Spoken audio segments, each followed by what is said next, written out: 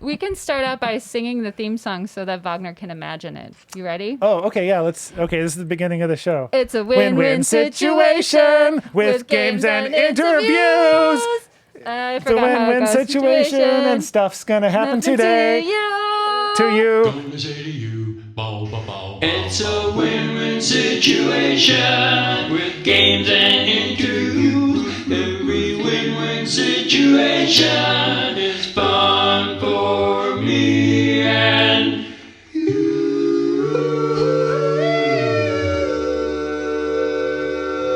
Hey, everybody. So this is Yvonne, and who are you? I'm Joe. Joe. Who do we have with us today? Why don't we ask him? Hey, who are you?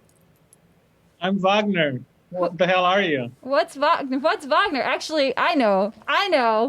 Wagner Mendonca. Am I saying your middle name correctly? No, you're not. Can you state your full name and what you do? Vagner Whitehead. I am an artist, I'm a professor, and I'm the director of the School of Visual Arts at Penn State University. Can I have a disclaimer? Sure. Yes. Nothing that I will say on the air today represents Penn State, the School of Visual Arts, or any other affiliation that I may have. This is plainly me being me. That's not what your signed waiver says, but okay, all right. I know. I'm hoping this will be so obscure nobody will ever see it. Well, or we're hear it. here to have fun, and I think there's a good chance at that. we'll go easy on you. Watch who will become famous, you know? We just wanted to get to know you, and I also noticed that you are on the New Media Caucus. What is that all about? I am, but I'm not anymore. The New Media Caucus is an organization that brings together artists and educators that use new media technologies in the arts. I'm sort of like what do you call it? I'm like a emeritus president. I was in that organization really active maybe like 5 years ago for about 10 years. And now I'm not doing that anymore. But I'm still like related to it in terms of being friends and being a member. But it's a real cool group. It's mostly, it's pretty international. I think there are like 1,500 members worldwide, but most of them live in the US or Canada. And they're just a bunch of, you would love them. They're a bunch of like super nerdy artists. Cool. Well, caucus makes it sound really important. It makes it sound very official and important. Yes, or kinky, depending on. Or kinky. And the new media part makes me think about when I'm in a museum and there's one of those little half-dome speakers overhead, and then you walk under it and you hear just under the speaker. Yeah, there's some of that too. And those are pretty awesome, actually, aren't they? Yeah, little directional dome things. Or something, yeah. So we'll need this for later on in the show. You'll find out why later. But I want you to give us one adjective, one noun, another noun. So actually give us two nouns, and then one adjective noun. So one adjective.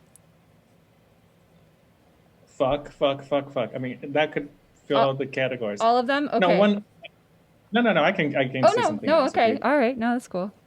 One adjective could be great. Great. Is Great. that great? That's a Great. That's It's great. Yeah. It's great. Great. That's a good one. Noun would be monkey. I don't know. Monkey. Great monkey. Great monkey. And number 3 is a noun. We need another noun.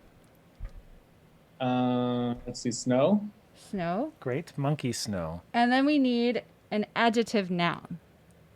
What is that? Like a beautiful toe, or like a hot tea. Oh, 2 words then. Yeah. Okay.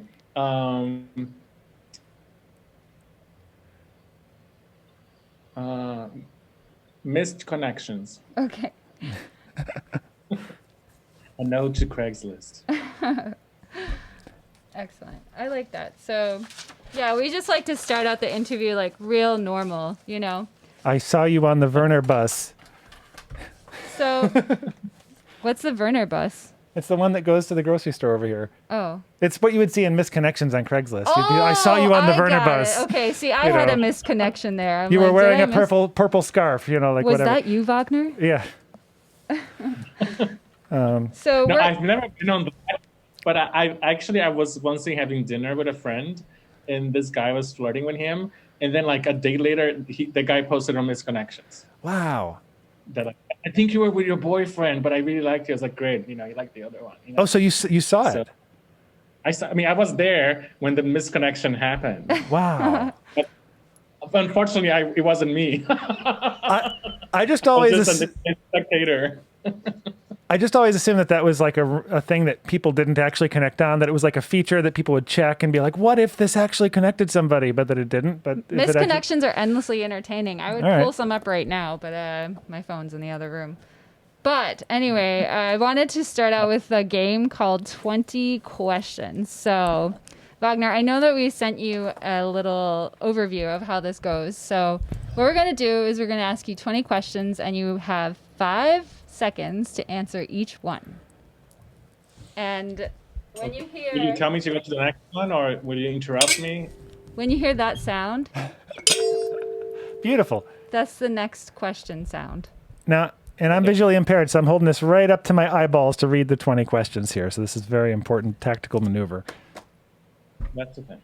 Okay, so when I say go, you ask the first question, and then Wagner, you answer it. You ready? Yes. Okay. Go! Ties or bow ties? No ties. Name all the Next colors you question. can think of. What are all the colors you can think of? Pink, gray, yellow. Next question. purple. What is the best movie of all time? iMovie. Next question. Why do birds sing? Every time you're Next here. question. How many fingers am I holding up? Next question. 2. What is the most beautiful place in the world? Hamtramck. Your favorite, good correct. choice. Correct. Ding, ding, ding. Your favorite Disney princess.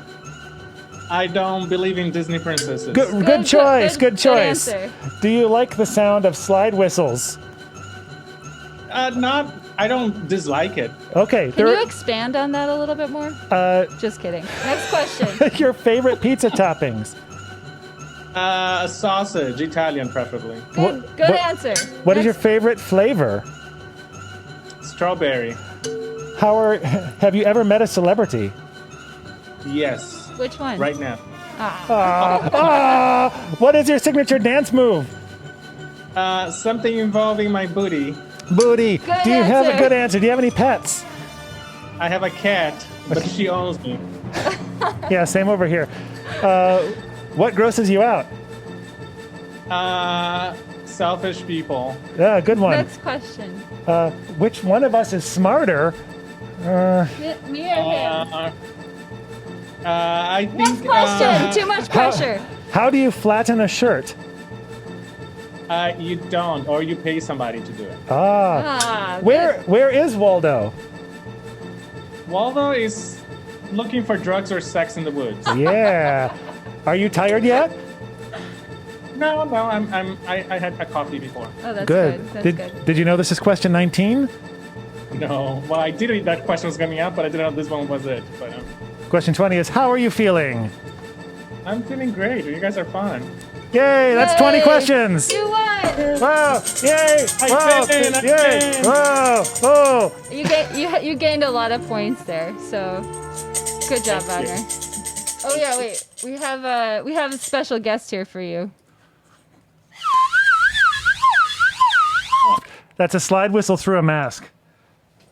I like that more than I thought I would, actually. There you go. Now you know that the true answer to "Do you like the sound of slide whistles?" is what you just said.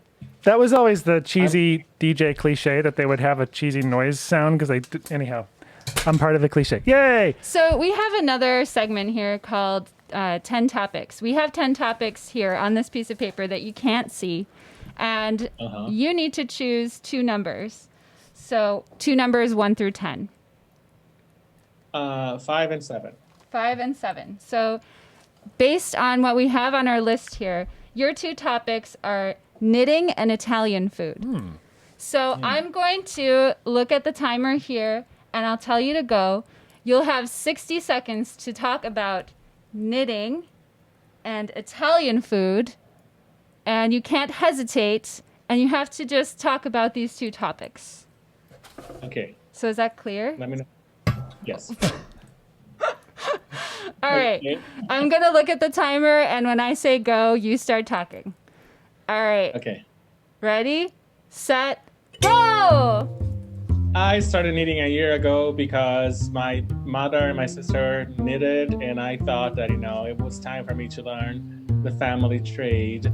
I like that it is something you can focus on without thinking too much, which is very different from Italian food. If you are gluten intolerant like I am, Italian food is just a heartbreaker because you either eat and then you're sick, or you don't eat, or you eat stuff that is substituting.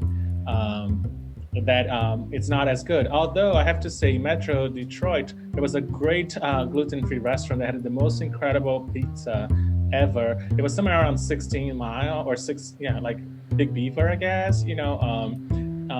Which brings gender into the conversation. It's a really weird street name. I know. I think it's amazing. It's Exit 69, as we all know. So That's where they wanted to build the Hooters. Yes, well, they had a Hooters there. Actually, I ate at a Hooters once, but that was definitely something that I always brought people when they came. Time's up! Oh, that was pretty amazing. I learned that you're gluten intolerant. Yes. Awesome. How many points do you think Vagner got for that? I think that's at least 17 points. At least 17 points. Did you hear that? That is good. It's probably 17.4, 17.6, something like that. Things are looking good for you. Thank you. I did hesitate a little bit, but I think I recovered. Well, I cheated because I talked to you during it, which I'm probably not supposed to do, but we just threw that rule away extemporaneously. But you're so interesting and warm that it's hard to not engage. So you're kind of stumping us. Well, you're stumping me anyway. My 89-year-old second cousin Louise loves to knit, and she's taught knitting since she was a teenager. She still knits, and she's 89. Wow, that's amazing. I'm terrible at it, but I think it's really something that's interesting to do. Basically, I have a friend who is kind of like a doomsday person. And with this whole COVID and, the past president, I was just like, oh my God, what if it is the end of the world? What do I have to was feeling that too. If I survive, right? So I was like, because even though I'm an artist and I think there's a purpose, in the greater scheme of things, it's kind of a useless thing, right? Sure. I mean, I think it saves your soul. I can relate to what you're saying. Sure. Yes. We felt emotions in this last year. Yeah, we definitely talked through it. Yeah. I'm not a good chef. I can cook and stuff, but I'm not very good at it, and I'm not good at other things either. So I maybe I can make like scarves and sweaters for people in the post-apocalyptic world. So that was one of the rationales. But I also find it's just, it shows results. And I can't eat sourdough bread. So the whole baking thing is just it wasn't something that I was going to get into. Have you tried Ezekiel bread? No, what is it, a brand? It's like a sprouted grain bread. I believe it is gluten-free. It's really, really delicious. In the world of all that kind of bread, this is one that we regularly purchase. They have all kinds of good things these days, I mean, 10 years ago is awful, you just had to not eat. But back to knitting, one of the reasons that even made the topics list, because it kind of was reflecting you. We were hoping that some of the topics that you chose were already kind of about things that you know about. And I put knitting on there because last time we texted, we were talking about a knitting project that you're currently working on. And why don't you talk a little bit more about that? Okay, so I have this project that I titled it Left Listening. I like to have multiple meanings in titles. So because of that whole notion of knitting introducing to my life, I decided, if I'm going to spend this much time knitting, it needs to have some sort of artistic purpose for it. But what am I going to do? And I've been questioning why make art during this pandemic, and also facing this whole racial unrest that has been going on for decades, but it has sort of come to a head in most recent times. So I thought, I should be knitting and maybe listening to podcasts or listening to audiobooks, because it's something that I hate doing. I like reading books, but I feel like it's a waste of time. So I'm not great at listening books, but I thought maybe this is one way to get two things done at the same time. So I researched some sources for anti-racism books, and I have been looking for some of those titles. Sorry, that was my email. No worries. Some of the titles that are on audiobooks. Mm-hmm. So I have about 28 titles now, and I'm on number 5. I'm finishing number 5, hopefully this weekend. Any favorites in your anti-racism playlist? They're all favorites. I mean, it's kind of like, this is really hard work, because the stuff that you're reading is difficult. So it's not really about enjoying it. It's more about like learning, because, I didn't grow up in this country. And even if I had, African American and Black literature would not have been part of my education, right? Yeah. So I'm trying to sort of catch up. So like I read, the first book I read was The Purpose of Power, which was written by Alicia Garza, who co-founded the Black Lives Matter movement. It's a really great book. Then I read Between the World and Me by Ta-Nehisi Coates, and there's a beautiful HBO movie about that. It's just really powerful. It's basically a letter from a father to a son, right? And then I read The Fire Next Time by James Baldwin, who is James somebody Baldwin. that is Yeah, there we go. I'm sorry, go on.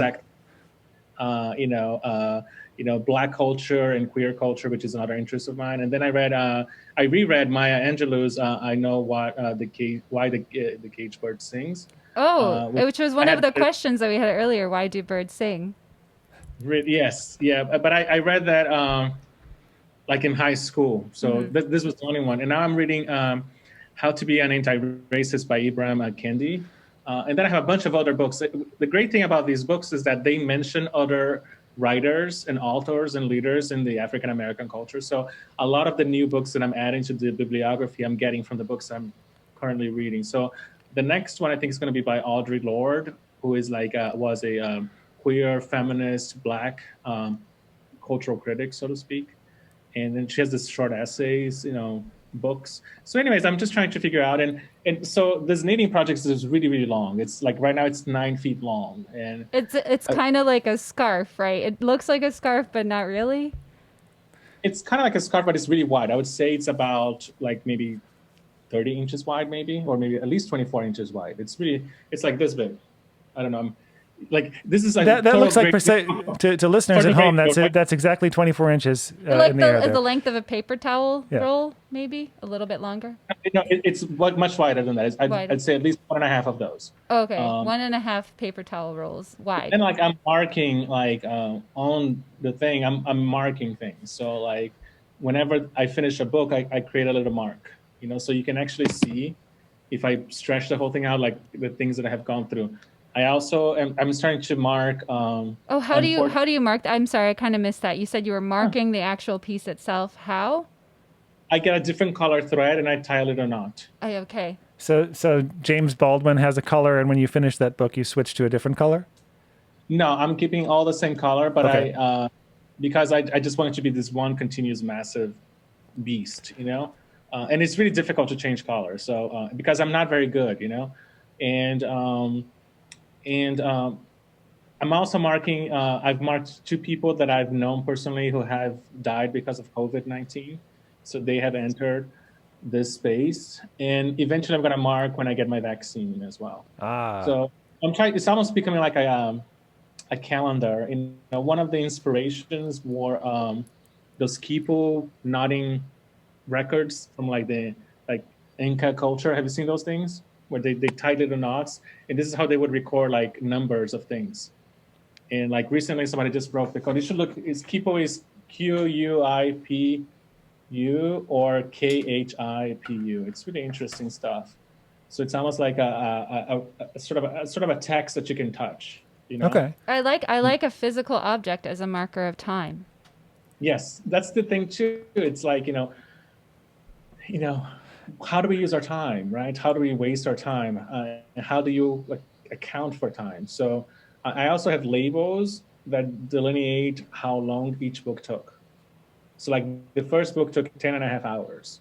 So, and some books were short, like the James Baldwin was like 3.5 hours, So there's also that kind of stretching. And then, the fabric itself, you can stretch it, right? The knit fabric. It's not something that is fixed or rigid. So I don't know. It could be that I work on this for 2 years and then never show it to anybody because it's just kind of ridiculous. I love the statement behind it. I mean, the statement's in there after everything that you're saying about it. The statement is in there. The thing about a statement is you really kind of have to boil it down, right? And you say it's 9 feet long right now? Right now, it'll likely be like at least 40 feet long when I'm done. If not, maybe 100 feet. Because, like a 10-hour book will probably at least 2.5 feet. Yeah. So it just becomes, and then like, of course, now I'm in that situation where I need to keep hiding from my cat because she really likes it.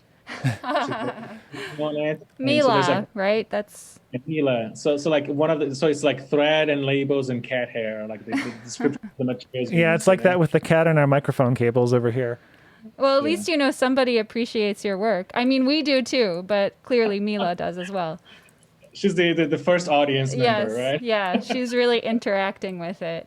So we've been serious for so long, and we are here to play games and accumulate points because I'm sure it makes you feel good to accumulate points, doesn't it, Wagner? Totally. Cool. It's all about points. So our next one is the singing game, and I'm so glad that you agreed to do this because not everybody is a singer, but everybody can sing. So I had the option to not agree. you did. That's why ahead of time I give people the option to opt out in case it really makes them uncomfortable. Well, even though like, our goal is to make people uncomfortable, but we rarely do because we're too nice. It's that pop-up window that has the little X to get out of it, but the X is almost the same color as the rest of the window. Yeah, it was a trick. Yeah. So I'll be totally honest with you. The fact that it's not going to be a video thing is much easier because, there's more anonymity with audio, and I think so. yeah. So it That's is an what it is. interesting comment on radio or audio as a medium, artistic medium, because there's this joke that, oh, you have a face for radio, ha ha ha, because everybody does. You can be a head in a jar that speaks, and nobody would know, But audience, Yvonne is actually a head in a jar that speaks. Oh, you weren't supposed to tell everybody. Oh, that's why we doing the Zoom calls, and now people are blowing our cover. That is a thing, though. It's easier to be someone else, wacky, have a persona, and so on when your face is not seen. It's I'm behaving differently now than when I'm giving a tour or doing something serious. Yeah. You know what's really weird about audio? And sorry for jumping in. No. When I lived in Texas, I did a bid for NPR, one of their affiliates, because they were going to interview me for something. And so I had this pre-interview with the director of the station that was like an hour long. And then, they used my voice for like those little things that they do on NPR, about programming. And like one of my doctors recognized me through my voice. Like, so I went to she's like, were you on NPR? I was like, oh shit, So Did he hear you smoking on air? He's like, I told you not to smoke. No, but you never think that people recognize you by your voice, right? You always think about your face. Yeah. So it's super interesting how powerful. I mean, that's what I'm getting from like my project. Like whenever I go test the book that I'm going to listen to, if it is like a robot that reads the book, I don't read the book. I go to another book.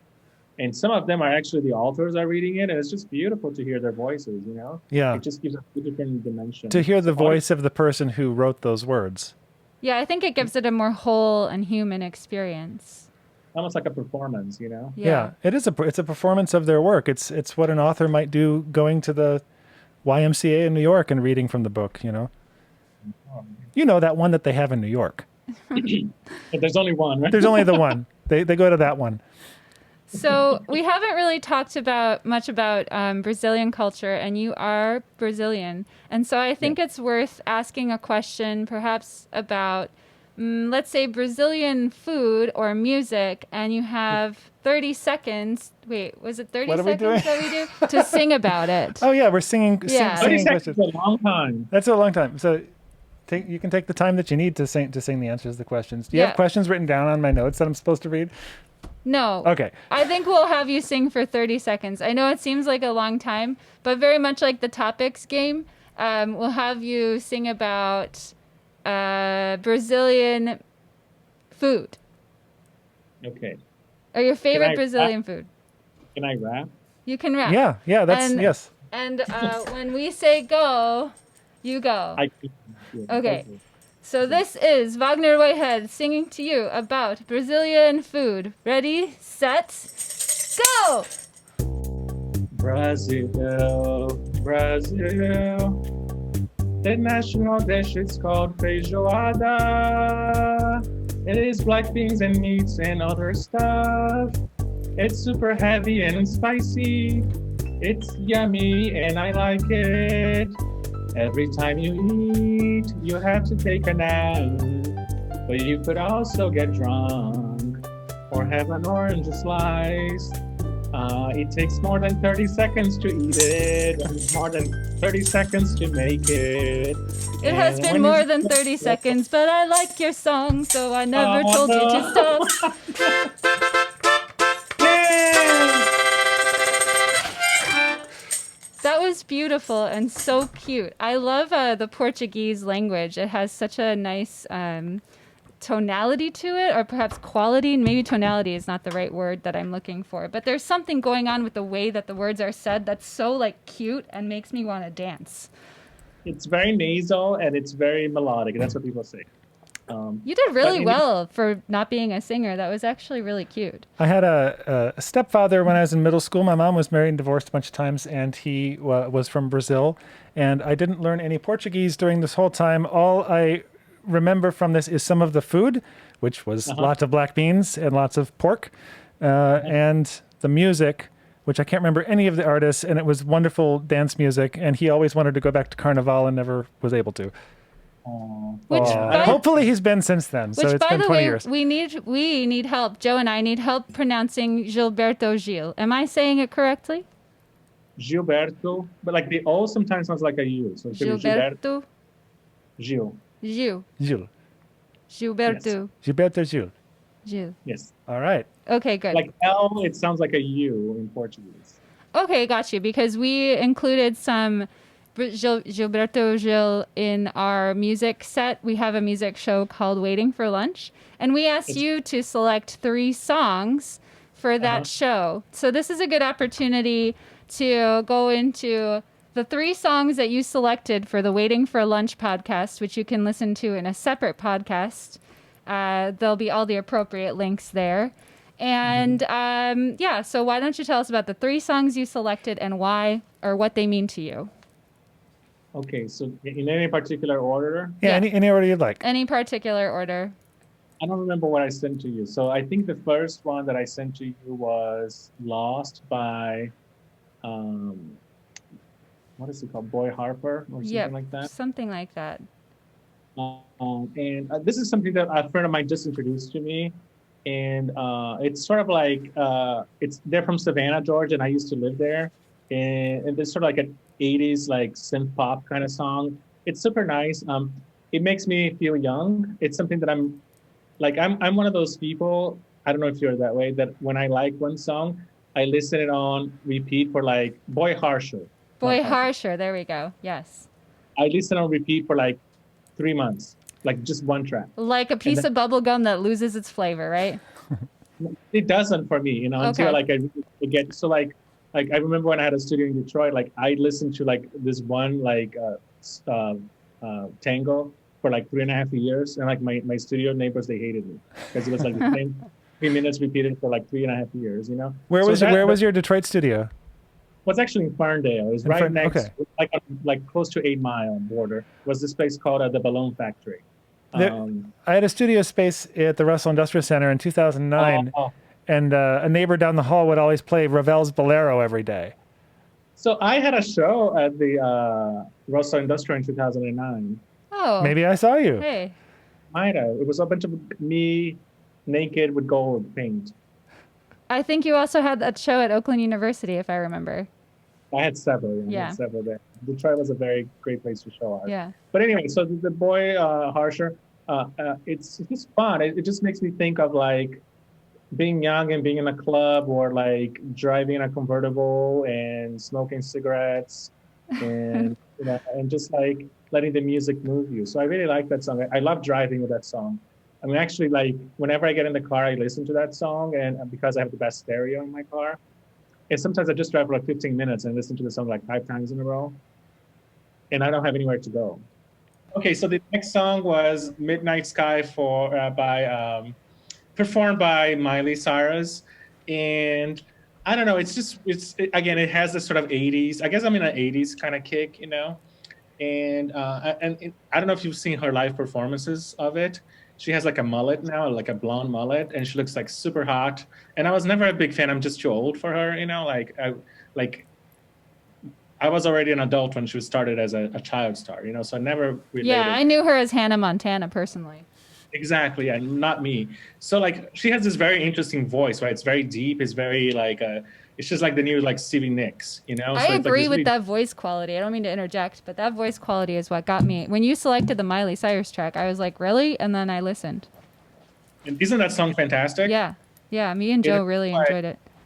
And I just like the whole, you know, like I was born to run. I don't belong to anyone. You know, that's sort of like a relatable lyric for me. You know, if you know me, My you know, pathway is in the midnight sky. Is that how she said it? Something about the pathway being in the sky. yeah, it's the road I take. Yeah. It's the road I take. There we go. So and you know, it's about like love at the same time. So I just think it resonated. It's kind of like, you know, there are certain songs that are like pop songs that just makes you want to dance, you know, and makes you kind of, I don't know how you all are. Like when I listen to songs, I see images in my head, you know, or I see memories and things like that. And music always inspires me, you know. So I just like the sound. I just thought it was really different, but really familiar at the same time. So I kind of like that song. Sure. And then the last song is a song by this woman called Elza Soares. It's called A Mulher do Fim do Mundo, which means the woman at the end of the world, or the woman, or yes, the woman at the end of the world. And she's just an incredible character. She's probably like in her late 90s right now, and she recorded that song, which maybe is like 5 years ago, when she was in her like late 80s, right? So she's like an older woman, and she has this incredible like history in Brazilian culture. When she was young, she dated this really well-known soccer player, and he was sort of like his name was Garrincha, and he was like a hot mess, and he kind of died from drinking, I think, or something like that, early, like and she was always blamed for his death. She's kind of like a Brazilian Yoko Ono. I was going to yeah, say that. sounds I was familiar. getting a Yoko Ono vibe, yeah.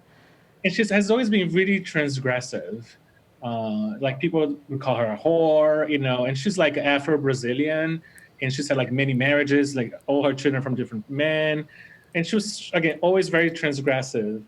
So some of that stuff kind of comes up in that song. So the whole notion of a woman at the end of the world is sort of like, you know, she's sort of the like, you know, this, in my interpretation, she's sort of saying that she's the archetype of a whore, right? That is going to destroy it. So it's almost like she's fighting like a moralistic Brazilian society, you know? And then I don't know if you got that from the song, but there's also some really references to like old Brazilian music, like in the beginning, that sort of like a little slow Brazilian samba in the beginning, right after the strings, you know?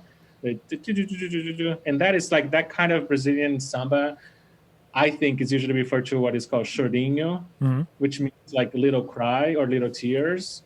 Aww. So and that's like, there's this whole like melancholic aspect to Brazilian culture, which is, I think it's kind of unique. I mean, Argentina has that too, but in a different way. But it's more unique of like South America, more so than like Latin America, you know? Well, having heard that, having previewed that track and just hearing it without knowing the context, without knowing what the words mean, it still had gravity to it, and it still was delivering that emotional message even without knowing those things. So it's wonderful to hear the broader context of that music. And similar to the Miley track, the vocal quality is so impressive. Her voice is odd, right? It's not a pretty so voice. Odd. It's raspy, almost like she's screaming, right? Well, I'm the type of person that loves I find perfection in imperfection. And I'm feeling like you can relate to that as well. Yeah. You know, in the lyrics, she also talks about, there's this whole concept in Brazilian culture, which is sort of similar to other cultures, this notion of like leaving stuff on the dance floor. So if you think of, you know, like that your movie, shoes? No, like bad energy. Like think of like, you know, remember the Matrix, like in the last Matrix movie when they're dancing? The raves, the infamous rave scene in the yeah, okay.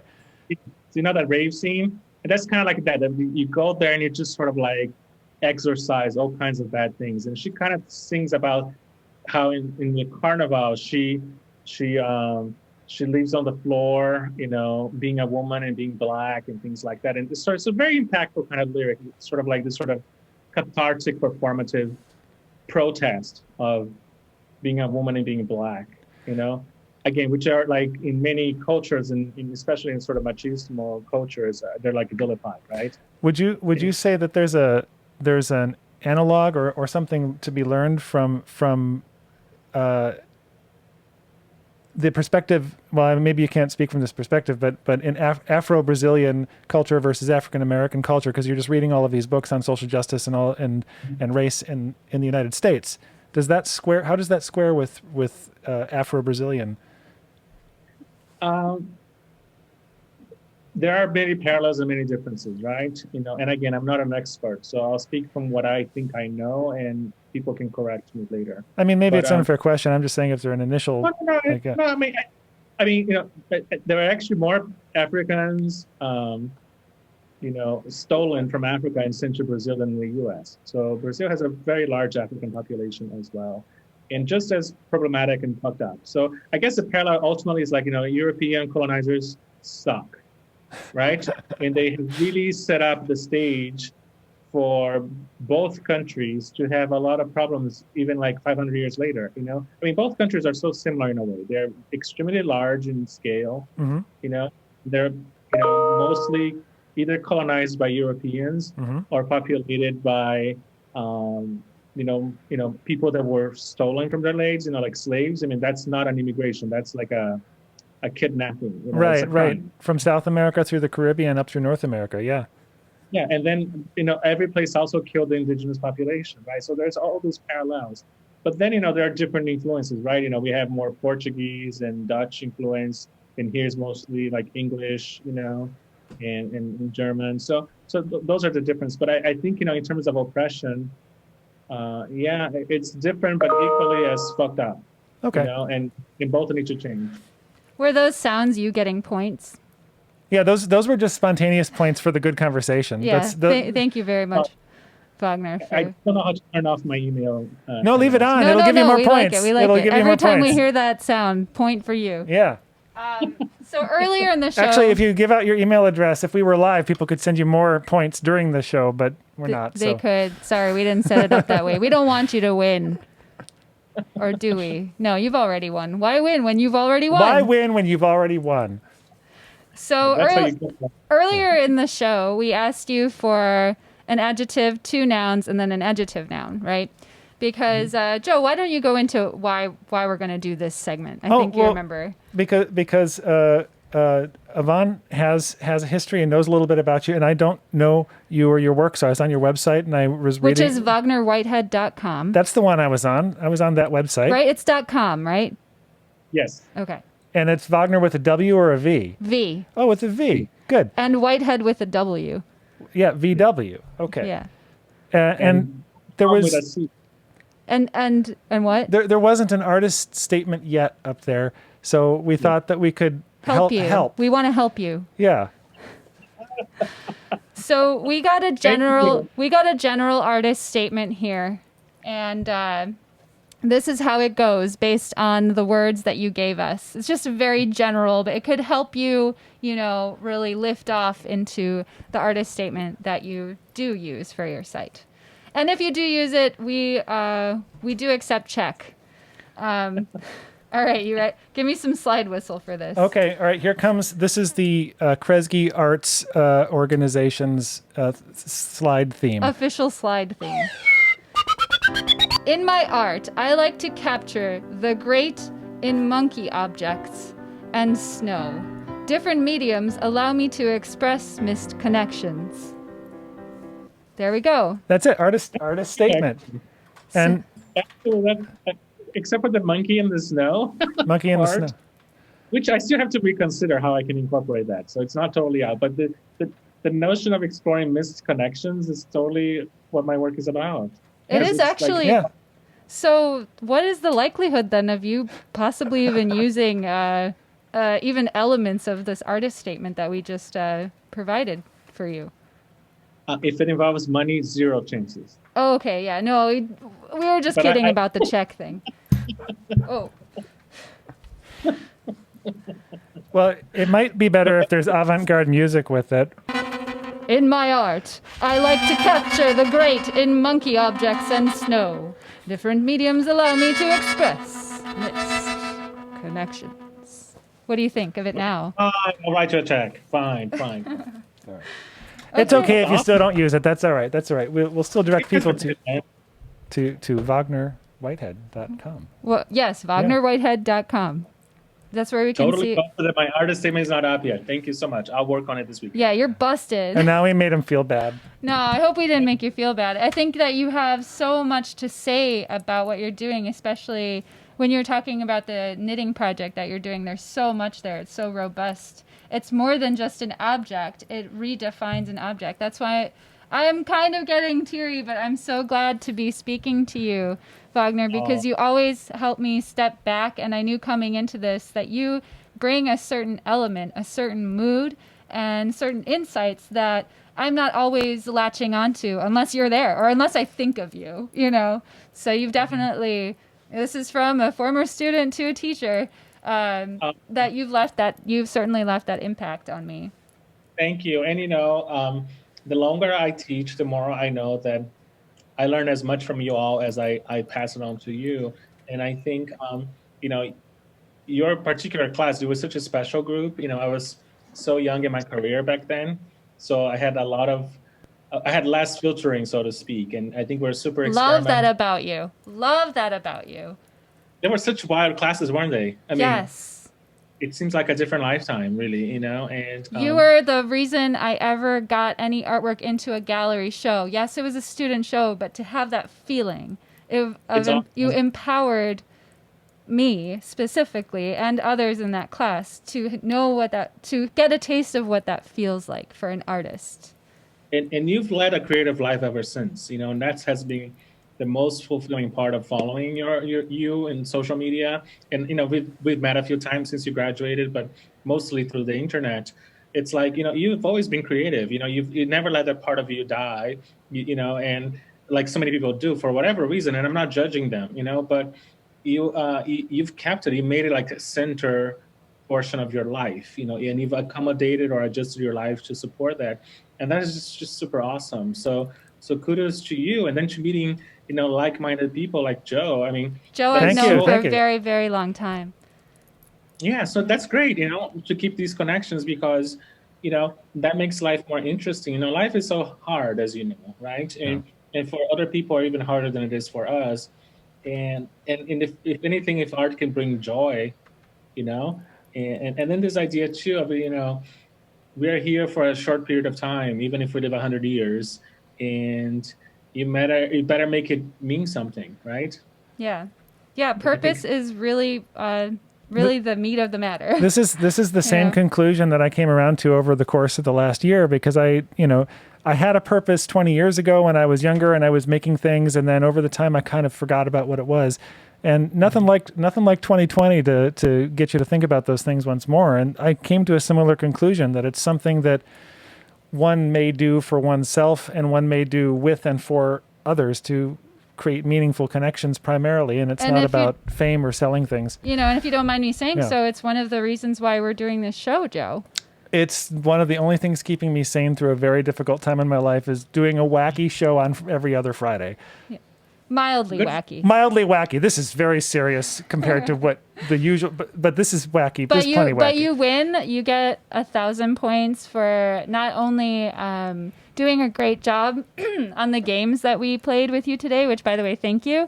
You totally stumped me with how amazing you are under pressure, and but also for giving us this element of like learning about how art is a meaningful thing in life and different ways, and by describing your projects, kind of cluing us into what that may mean.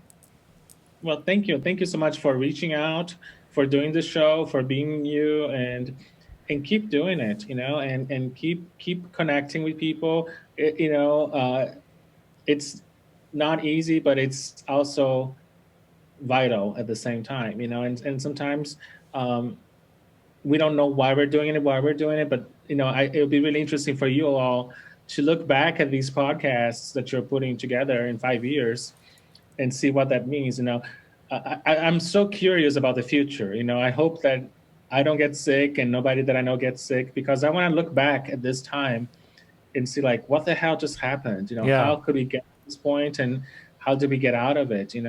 So I think it'll be really fascinating. And I like what you said, Joe. It's like this is a reset time, and we have this opportunity. I'm super idealistic in many ways. I still think we can change the world. Yeah. And we put so much through the test this past year that this could be a good time to do so.